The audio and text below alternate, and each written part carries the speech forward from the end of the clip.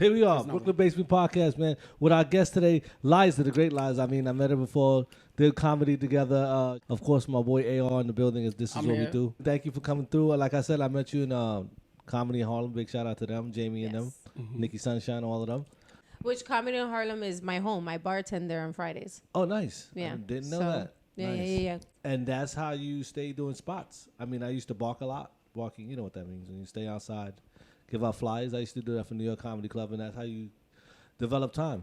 It's funny that I'm learning all that now because I didn't know about that. I didn't know about barking. I didn't know about bringers. Right.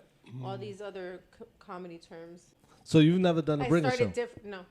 I think I started different than most people. Like, I was thrown up on stage. Gotcha. So I'm finding out those things now about stuff like that. So how was it when you got thrown up on stage? Tough? Did you do so well? How long did you do? I did. I think it was 3 minutes. Okay. Imagine threw me up. Was it Havana he threw you up in? No, he threw me. As a matter of fact, it was at that time the Hot Dog Factory. Gotcha. He was doing a Thursday nights there, and I showed up just to see the show.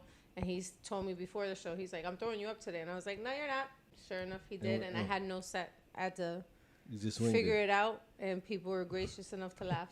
Growing up, were you always like goofy and stuff like that? Always like the class clown and. I think I was more goofy with my friends. In school, I was quiet. Yeah. Good student and bad student? Good student. Yeah. So being goofy didn't get you in trouble, or you was just like? No. Oh, my stomach's still growling, guys. You ain't farting in this piece, right? No. Oh, okay. You want to take a lunch break? we just started. There's no union here. That's I it. think it's digesting. Now it's digesting. Oh, it's going to turn into farts. That's what I said. So she said, wait, it's bubbling. She's bubbling. It's going to be a nice show today. Yeah. I'm going to blow it up, literally.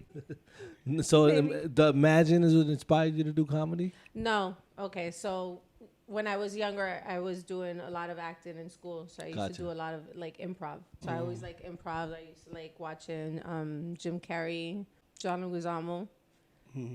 That's why I got into acting, because of John Leguizamo's Mambo Mouth. Your style of comedy is more like animated? I think, it's going to lead there. I'm still finding my voice. It's only been a year. She's a newborn in comedy. Yeah. So you went from like acting and improv to like a comedy stage. Well, what happened was I was just doing a lot of different things in the industry, and I met a lot of people in the industry of comedy that ended up being friends. Like Roberto Bando, who, like I was telling you guys, over 10 years ago was like, "Yo, you crazy. You should do comedy." And that was always in the back of my head. How do you go about writing your sets, being that you're still new in the game, and how do you come up with the material? So every day, whatever's going on in my life, like I'm starting all over. So I talk about living at home with my mom, like moving back in with my mom, living in the living room. I talk about that. Does she tell you to make your bed in the morning still, or no? Or make your sofa? Cause it's make my sofa. Fix the cushions before you go. So I talk about stuff like that. I'm learning. Like Will says, I'm a baby still. I'm learning about setup, premise, punchline. So the first time you went on stage, you had no material, none. You just went up there and said, "No, I had nothing." "Hi guys, this is Liza," and then just laughed. No, I was like, "Hey, I'm Liza," and Imagine was like, "Where are you from?" And I started talking about where I'm from, and then I was like, "Okay, what else can I talk about?" Any questions? No, it was a seminar. I just really started talking about some things that were happening at my job, and they all thought it was funny. It was something that I had already in my mind that if I ever did comedy, I would talk about that, like one of the customers. And it worked. So then I started going to Imagine stuff at Havana's, and I would do like, he would have me do like the little intro, like introducing, "Hey, you guys are here for a comedy show," and then he would tell me like do little bits. Just to kind of get a feel for the mic. And how many minutes of comedy do you think you got? The set that he saw, I did, I think 9 or 10 minutes. Do you feel confident in that set? Now, because I'm working with people like other comedians. Like in the beginning, I was working with Kenny Williams. Okay. You know Kenny? So I did a course with Kenny. Okay. And that's my original set. Wow, it was 10 minutes too, our graduation set. And I was confident in that set. Gotcha. And then in between, I was trying to write new material. So I think the material that you saw, I was still working developing. Right. So that's why I wasn't feeling like, I look at it now and I don't like it. Right. But I'm like that with all my material. Like I'll find it funny that day, and then the next day I'm like, I want it to be better. So do you stick with it or you just erase it? It depends. The couch, you're gonna keep it? Well, yeah, I like using the couch because I talk about how I'm turning into, like, I'm living my karma. Like, I'm turning into the dude I used to reject that lived at home with his mom in the basement. That's funny. Yeah, that's I'm good. I'm kind of that dude. I just don't have an Xbox. No, I'm the dude. Yeah. Yeah, I'm the dude. Yeah. That's funny. Karma, man. That is That'll funny. That's bite you in crazy. the ass. So then what happens? Do you look for someone to mentor you in stand-up, or do... So right now I'm doing, like I said, a few of my comedy friends, we're doing a course with Mark Vera. I'm learning really the fundamentals of how to put a joke together and be more authentic, as opposed to, oh, what do I think's funny? Like, no, my life is funny. Like, the shit that I do is funny. The shit that goes on in my head is fucking funny. So I'm writing more. Do you write it or that. you record it? How do you tend to get your So information? right now I'm writing it, and then when I go and perform it, I record it. Okay. And then go over it. This is How do you do it? I like to record. I like to say it because I get the funny out of what I'm trying to say. So if I write it, I won't get that funny from writing it.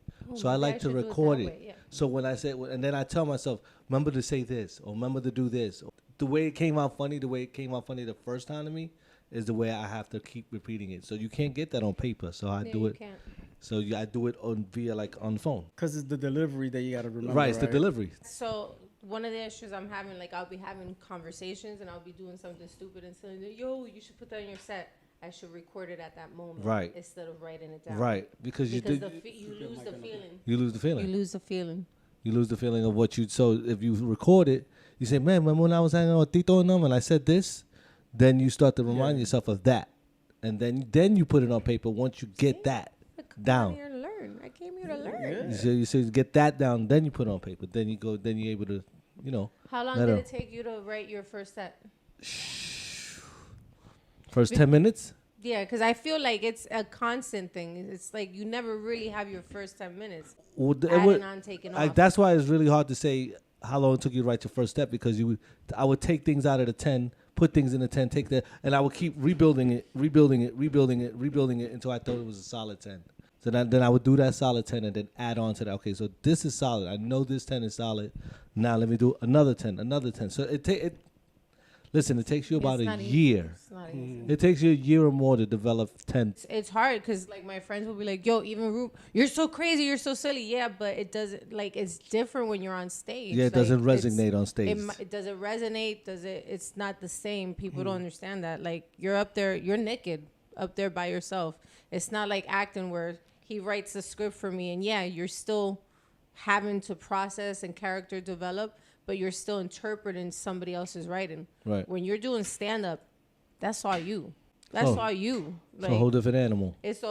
But it's fucking amazing. I love being able to see people's faces and see people laugh. Like, it's like a different high. What happens when at that moment where you feel like, man, I'm not sure if these people get me yet? You gotta keep going. Do you find a way to signal the person that's gonna like? No, they usually know. They know. They feel like, the room. a good host will be like, they'll start. You'll see it. Yeah. You'll see. Sometimes like, I they see. do good, sometimes it's bad. Yeah. So. There's even comedians that we know that have been doing it for like 20 years. Sometimes they're having a bad set for whatever reason, and you'll see them getting late. It's such an awful job when you think about it. Like, yeah, you gotta light somebody. Comedian or comedian. Like, think about it. You don't want to work that day, and now you got to go to work and do something that you don't want to do, and your energy reflects. And that's something that I always want to ask other comedians. Like, what do you do? I remember when my dad was sick, and I had a show. I was feeling a certain way, but I had to like zone out. In a way, that's where it is relatable to acting, because you have to do that. Like, if you're doing a play, you got to get up there and do the play, whether you're happy, sad, it doesn't matter. As a girl, right, being funny and a comedian, do you find that guys are more intimidating being with a girl that's a comedian? I wouldn't know, because I just started comedy a year ago. But you've been like goofy your whole life, you said most of it. And I think Before that, I was just goofy. They were like, all right, my girlfriend's goofy. My boyfriend, I think he's supportive with it. Is he jokey? Like, do you guys do like snap you know battles in what? the crib? I'm going to be honest. There's times where I tell him, I'm like, you should be doing stand-up. Like, he could write for you. That's a good idea. He could write for you. He could definitely help you out in any way that anything you write. No, he does. No, but he's very supportive. Like, that's the one thing. Like, I was telling you guys, I feel like now that I'm older, relationships are different as opposed to when you're younger. Like, when you're younger, you got to worry about your partner being insecure because they're still growing. Like, we're still growing. But I think once you hit your 40s, like, you should have that a little under control. The insecurities? Yeah. But it's the women that can make you insecure. How? Things they do. Like some women are not mature enough to do mature things. Like? You know what I mean? Like they can do immature things. Like exposing yourself on social media. If you're my girl, that's a little disrespectful and immature, and that it's going to bring me insecurities. It's going to bring me insecurities. Cause it's gonna make me insecure. Was she doing that when you met her? So that's where it gets tricky. But as a single person, I suppose that if a girl wants to be a certain way, then fine. But once you're in a relationship, it's about respect. It's different. It's respect. You got to respect your partner. Right. But then that's a whole nother topic because they need to have that conversation. About what they do on social media? Yeah. Like, hey, babe, like, that don't look right. Well, if you have to say that, then... Yeah. You have a problem. That's a problem already. Because you're not aware. Because you're not aware. Know. Listen, this social media thing is basically making these women borderline narcissistic. For real, because all they gotta do is go half naked on the page, and they're gonna get hit in the DMs, and they can answer the DMs and be like, "I'm going to dinner. I'm gonna wear this tight shirt. I'm gonna hit up in the DM, and I'm gonna accept somebody's dinner. I have a feeling that like we're gonna post this, and there's gonna be a bunch of women commenting underneath, like, oh no, it's girls, true. Whether they're in a relationship or not, right? I think that the DMs are still gonna be active. Like somebody's gonna be trying to holler. Oh yeah, always. Even if they being nice. That's what I'm saying. Like, oh, you go to church, I pray too. You know. If dude's always gonna have something to say. He's always has, even whatever, she could be doing something simple. Yeah. And he's so wait a second. So then, whose fault is that? Is it the dude's or the girl's fault? Like, well, it's the girl's fault if they expose themselves in the way. And what if you're not exposing yourself? He's saying that the DMs are gonna happen anyways. Right. So whose fault is that? It's not the girl's fault unless she continues the conversations, I think. It's always about respect. I like making sure that in my stories I make it a point, like, I'm in love. Yeah, that don't mean nothing. Guys are gonna that don't mean a damn thing. You can be in love. They're gonna test that love.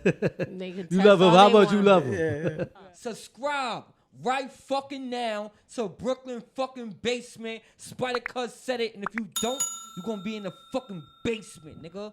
Not this basement, though. Not this basement. Not this one. Would you say your set is raw? It has moments. It varies. It depends. Give me an example. Topic is relationships. Topic is children. Okay, children. I talk about how I'm 44 and I don't have any kids. Okay. You know, and that's something in my personal life. Like I'm not happy that I don't have kids, okay. right? So I do get offended when people are constantly like, "Oh, why don't you have kids?" And it's like you don't know if I struggled or you don't know what the reasons are. So I say it in my set. I thought of creative ways to answer people back. I tell them, yes, I've had kids many times. I've swallowed them. Oh, right. Okay, that's raw. That's raw. That's pretty raw.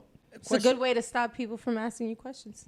There are plenty of kids. They're all up in here. They're all up in here.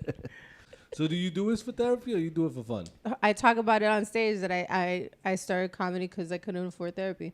Because you do leave it on stage. Certain aspects of your comedy. I don't know if that happens for you, but when you're talking about your life and you're talking about dark shit, it is kind of therapeutic. It's like you let it out. And then you see that other people relate to it. And it's like, okay, I'm helping you too, fucker. What was the scariest time on stage so far? Besides the first one, I would think the first one probably. No, you know what? I think when you first start getting hired to do a set, that's when it gets scary because you're like, oh shit, I better fucking perform. They're paying me to be fun. Now they're expecting. It's not like when I go to Havana's, I'm just practicing. Like it's a warm up. Like serious. How many times a week are you going up at it? Lately, I haven't. That's a whole nother topic. I'm about to start doing that. We got a lot of side topics going on right now. Nothing going on behind the scenes. Stay tuned for part 10. It's my interview. No, even when you don't go up, what you should do is going up is going in the mirror. Go to the mirror. Go to the mirror My and do it. boyfriend tells me that all the time. He's like, do it in the house. Yeah, do it in the crib. I'm Do it in the mirror. I do it all the time. Put that mirror there and stand there, and they're not crazy. I'm going to do it in front of my dog. Dog gonna be like, "Hmm?" He already's like that with me. I'm the weirdest person at home. Like, I'm a weirdo. Like, I'm a weirdo. So I make up wait songs. a sec.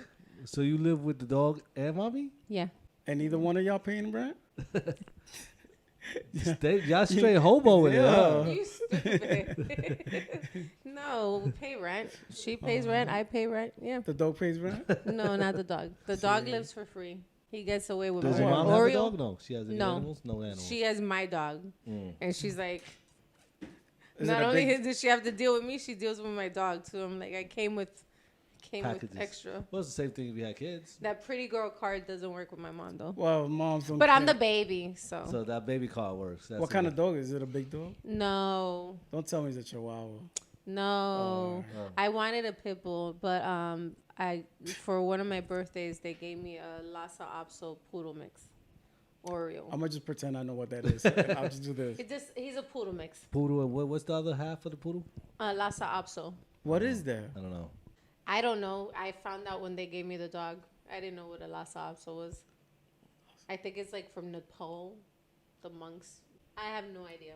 I'm just telling you what they told me the dog was. That's crazy how you could just mix up dogs and make Yo, different they dogs. doing it Yeah. like weed now. They just mix all kind He's of. just a poodle mix. That's crazy. And I love him. He's 13 years old. Did you He's adopt old. or was it like? Oh, you said it was a gift, right? Yeah, it was a birthday gift. So he's 13, and it's funny because he's starting to lose. Like, he's got that gray stuff on his eyes. Oh, you Is get that cataracts. cataract? Is that Yeah. what that is? Yeah, Yeah. right. And it's hilarious because he likes fighting other dogs. But he can't see and them. He can't always see. So, That's a fucking. no, joke you right guys, there. Oh, you no. over there. No, but The other dogs are like. he'll randomly, You're crazy. like, some lady was walking with a baby carriage, and it was nighttime. Uh-huh. And something told me to pull him to the side, and I was like, nah, he's gonna know it's a carriage. This happened last week, and I'm passing by, and he went to run after it, and then he stopped when he realized it was a carriage, and I'm like, yo, this dog is losing bugging. You don't have a joke on that? Yeah, On you your got set? it. The cataract dog? That's hilarious. A dog that can't see Cataract. always beefing with people? That's funny. That's Yeah. different. He chases his tail for real. Stay still. Aw, Oreo. What's his- Oreo. That Oreo. was the He's name. black and white. That was the name. So Oreo. a gift. That's Yeah. what gifts are. The dogs is gifts that they're horrible because then what do? You can't. Write that down. Huh? You gotta. I'm gonna have it on film. You I those didn't dogs. think about talking about that, but it was Oh, funny. no. But then it was a couple walking, and the guy kind of got smart with me. He's like, "Oh, your dog wants to bite my kid," and I'm looking at him like, "He can't even see your fucking kid. How about that?" I was like, yeah. "It was gonna turn into a whole Now you in other a. story." Now you got beef because of him. Yeah, I was like, he's like, "Oh, your dog's trying to," and I'm like, "You're a fucking idiot. He's 13 years old. He can't even see your kid. He stopped." yeah. That's like, terrible. asshole. Poor Oreo. Poor Oreo. Poor Oreo. And Blind. he just kept walking like nothing, and the guy's like getting smart, and I was just like, I'm gonna fucking punch you in the head. But you always had dogs? Always had dogs. Rabbits. The weirdest pet I had were sugar gliders. They fly around the house, right? Or the they hell are kind those? of They look like little bats. they're or like something? they look like little, like they go like they have like little yeah. like You know those they- people that jump off the cliffs with those Yeah, fucking. yeah, exactly they look that. like that. That's what they look like. Yeah, Yeah. but like little ones. They're little tiny ones. So I had They call sugar lighters. sugar gliders. Sugar gliders. They're okay. from Australia, and they're nocturnal animals. Mm. So in Miami, I saw somebody had one, and I wanted one, and his name was Chi-Chi. I called him Chi-Chi. And the funny thing about them, when they're boys, at one point they start barking because people would tell me, "Yo, does yours bark yet?" And I'm like, "Bark?" And they're like, "Yeah, when he reaches his age, you'll see." They didn't explain, and one night all I heard was "Ah, ah, ah," exactly like that. "Ah, ah." That's So I'm crazy. looking, and I guess they're like calling for a girlfriend. That's the mating call? That's how I call for girls. yeah. That's a dog in you. That's how I do it, baby. Come get this sugar glider in your mouth. I never even heard of those. I never even heard of those joints. Yeah, sugar gliders. Yeah, that was probably the weirdest pet I ever had, Chi-Chi. And then that name lives on in my dog because I give my dog a bunch of nicknames. His when he was little, it was Devil Dog, Demon Dog, Panty Bandit. He was just hiding your stuff. Chi-Chi Monster. When you say panty bandit, did he look panties? Because I caught my daughter's dog doing that last week. I was like, "What is this?" Is he still a puppy? Yeah. Yeah, I think but she's a girl. It doesn't matter. I don't know exactly why they do that. Hold on, I don't know why. Like, pick one. Hold on, let me pick one. Hold on. Same time. So, yeah, I don't know why they do that. This is the magic portion of the show. Look, yeah. Oh God! Let's go to your shirt. When the comedy doesn't work, I just go straight into magic. Stupid. Sleight of hands. I don't know why they do that. I think it's something like with their owners. And then at one point he wanted to like lick feet and lick hands, and it was just like, oh, gross. Yeah, that the dog does. Like, yo, get the dog off. You look at my fingers like, what the hell? How old is the dog? The dog is maybe 2. Oh, maybe. He's still doing it? Oh, I don't know about that. Maybe, I don't know. I think 1 or 2. I don't know. No, my dog only did that for like maybe half a year. Yeah, my daughter thinks that the dog has cerebral palsy or something. Because one eye is up, one eye is down, and she said, "There's something wrong with this dog." Oh, he's cockeyed. Yeah, he's a cockeyed dog. And, she's gonna kill me. She sees this. Why is my dog on the TV? You're gonna get canceled. By her. The dog community. Yeah, the dog community is gonna come. Yeah, no, listen. They're probably stronger. And the cerebral palsy community. So what? The dog looks like Dino. I tell Dino all the time. When I first saw his set, I was like, I'm gonna burn in hell. I should not be laughing at this. But that he said some stuff that I was like, yo. If he takes it in stride, so should you. I know, but in the beginning, I wasn't sure. I was like, yo, it's hilarious. I love his sets. They don't understand about Dino. I'm like, damn, they need to get it. If he's taking it in stride like this and he has to live with this, then laugh with him. Yeah. You know what I mean? Laugh. Have you seen Dino? Not on stage. I've met. He's hung around. Oh, you gotta see his set. I've never seen him on stage. You gotta see his set. Like he does like the intro. Now walk it out. He's funny. We never talked about the acting. How long are you doing that before comedy? On and off. I don't even know. Anything we should know that you did? No, everything was like independent. What was better for you, stage acting or film? Have you ever done theater acting, like theater? Okay. Theater's hard. Why? It's like, no. Theater's hard because there's no cut. Do it again. You gotta actually. But. No, you got an audience. Right. You feel that energy. It's kind of like there's a little bit like comedy where there's an audience there. You can feel. Right. You can feel them listening to your every word. And if you're like hitting your marks and really doing, you can feel them. Like, and afterwards they. Like when you're having a good show, like it's like a good set. When you have a good show, they come afterwards and they're like, "Oh my God, you did this character so good," and blah blah blah. It's maybe I liked theater more. And for somebody like me, I have bad memory. So when you're doing, well, no, because some actors memorize their lines real fast, and I used to hate that. I'd be like, "Fucking fuck." Right. I'm like, I can't memorize anything. And then yeah, and they're like, "You have to be off book," and I'm like.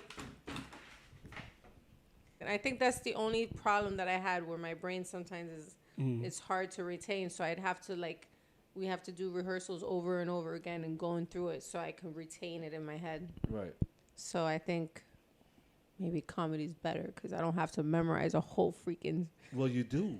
Well, you do. Exactly. You're set. It's just, you just hasn't come to that yet. That, you know. Yeah. So is that your social media platforms? You want to shout them out before we get out of here? No, we got to talk about you. Hold on. So Will. Has a background of what's that? The Ricky Lake. The Chris Rock. Chris Rock. Yeah. Well, that was a different time. Why was it so different? Well, my comedy got me there, and then that Ricky Lake thing wasn't comedy. It was like warm up, because that's what you are. You're the warm up guy. Mm-hmm. So you do comedy, but you really.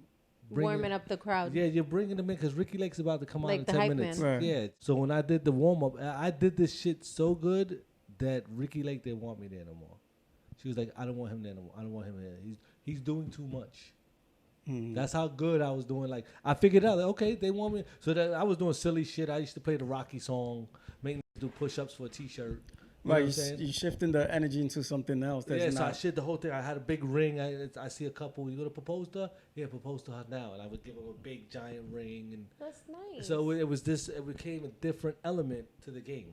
You know, and it wasn't stand-up comedy. It was warming up the crowd. And then what about the Chris Rock stuff? Same thing. Because they didn't want you to. You start a stand. You know. You so try in to other do words, it. you can't outshine the actual. No, not with Chris Rock. Hired? Chris Rock, I wasn't outshine. I obviously wasn't gonna outshine him. But Ricky Lake, her people didn't like the fact that the energy that I left with was not the energy they wanted Ricky to come into. You understand? Like I gave too much, and like I have them hyped up. Now they gotta calm down because Ricky's coming out. Right. And they didn't like that. They didn't like that at all. So Ricky's people got me out of there, and it was good money. I was like making like $120 an hour.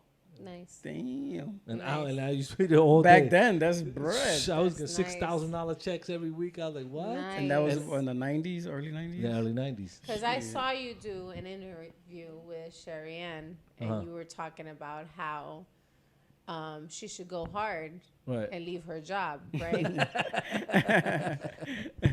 This is the type of advice we get as comics. Well, just leave your job.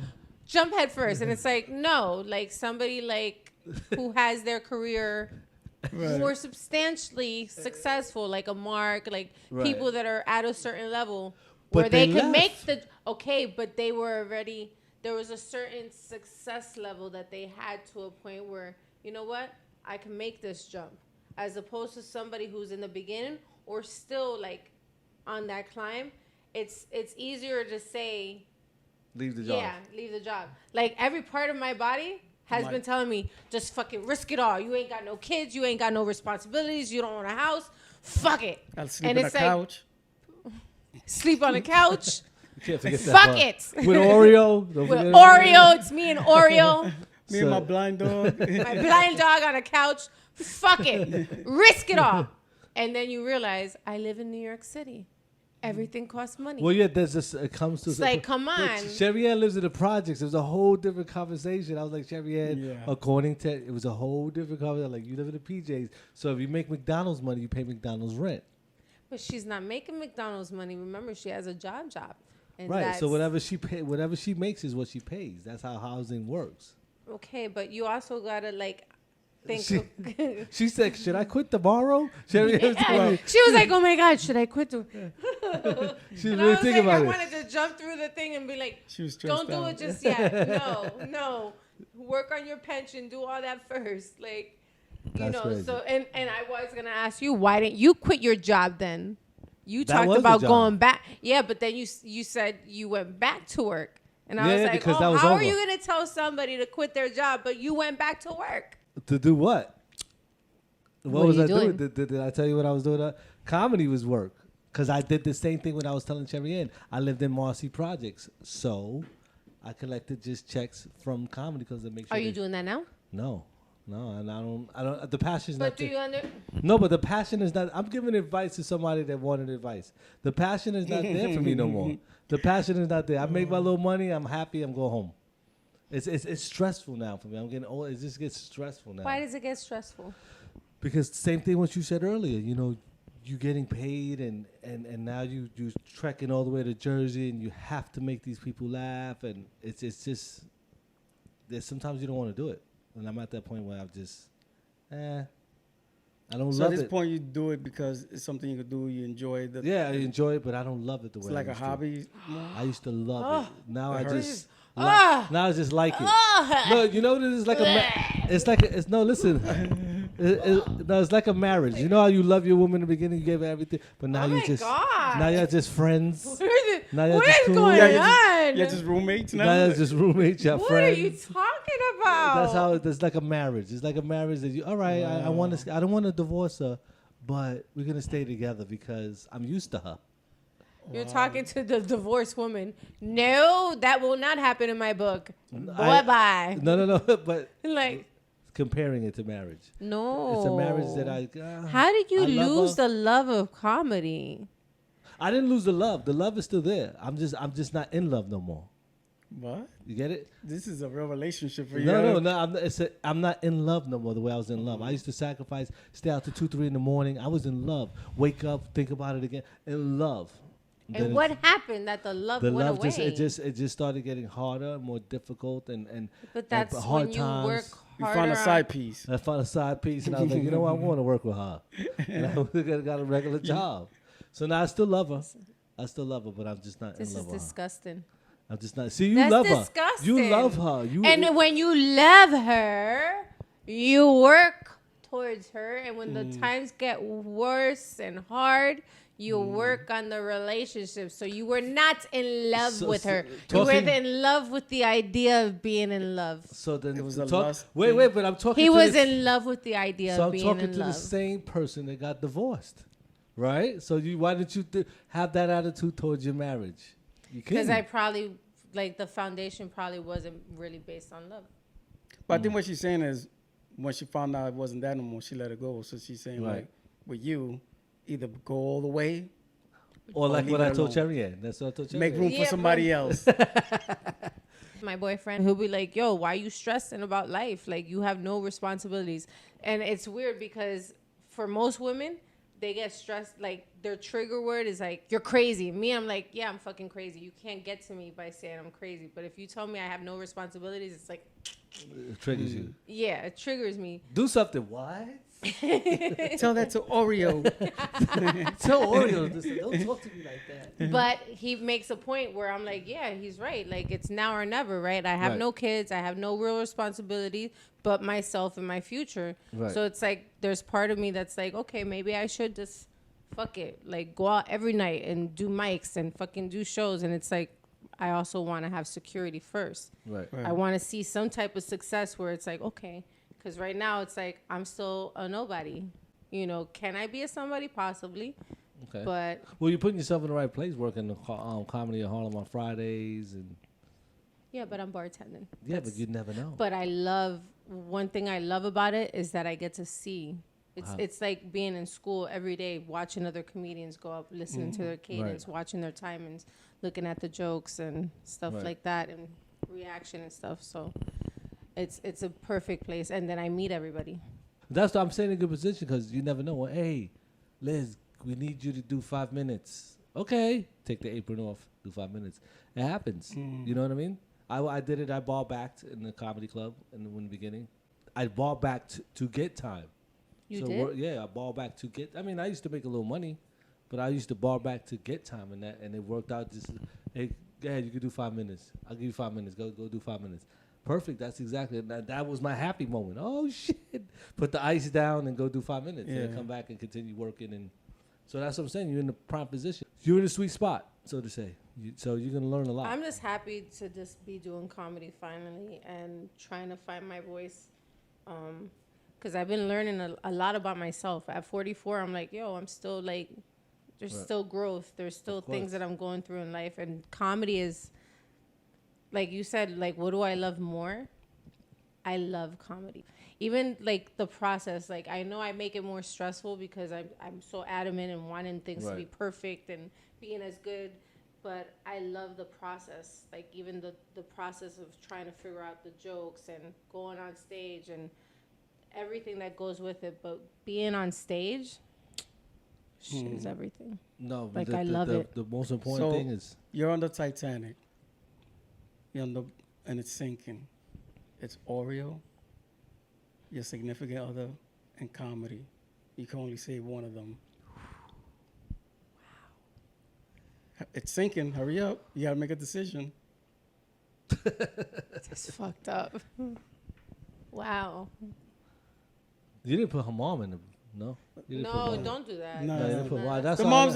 I wasn't listening for a second. Yeah. So it's a significant other. And remember. Orio's already half blind, so if that helps with the elimination. I was just about to say Orio's 13. That's terrible. You know what I mean? But you got to think quick. quick. Hug him to death, like squeeze the air out, and then be like, "All dogs go to heaven." And you know what I mean? Kiss him goodbye. So that's one. So now it's two left. So it's two left now. Oh man, the ship is sinking fast. Okay, Oreo's gone? Oreo's gone. She hugged him. Oreo's gone. All dogs gonna have it. He's in Jesus. Oreo's You know what I mean? gone. He's gone. He's gone. So Yeah. only He's two left. gone. So So there's only 2 left, and you got make a like choice. 10, 9, I'm gonna have to talk to my boyfriend and be like, babe, 7. what do you think I should do? We're in this together. It would have to be no. Jack! Jack! She let it go. Jack! Oh, no. Jack! I mean, no, me and him are in it together, so I would have to tell him, hey, we only got like 5 minutes. We need to sit and 5 think minutes. about You got this. 5 seconds. We need to sit Yeah, and think minutes. about this. So y'all both gonna jump. I Everything. guess. You gonna die together? The fact that you even had to think about it says a lot. So what was the last choice? The boyfriend or who? Comedy. Comedy. It was 3. The dog. And you were thinking about this? And you Yeah, were just that- sitting there Because telling me, I can. I'm in because, love. But Because guess what? what? To find a good partner nowadays is really hard. And if you've been through a lot of the stuff that I've been through, I hear you. you understand, especially now where I'm starting my life over on my terms. Like, you understand? Like, Right. and I could do it on my own, but to have somebody a support, like, you know what that is, to be able to turn around and be like, good. Right. You understand? Like, I'm good on my own already, but to have that, comedy will always be there. So, Because if I'm funny, Oreo's gonna shit If- all over your blankets tonight.